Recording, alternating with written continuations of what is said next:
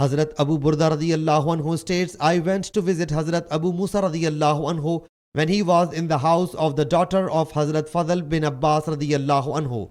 I sneezed, but he did not respond. And when Hazrat Fadl's daughter sneezed, he responded. Hazrat Abu Burda radiyallahu anhu says, I went to my mother and narrated this event to her. When Hazrat Abu Musa came to my mother, she asked, my son sneezed in your presence, but you did not give response. And when Hazrat Fazl's daughter sneezed in your presence, you gave response to her.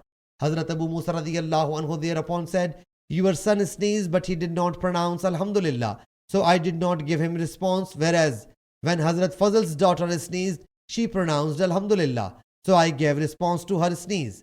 For I have heard Allah's Apostle sallallahu alaihi wasallam say, when any one of you sneezes and he pronounces Alhamdulillah, give response to his sneeze. But if he does not pronounce Alhamdulillah, do not give response to his sneeze.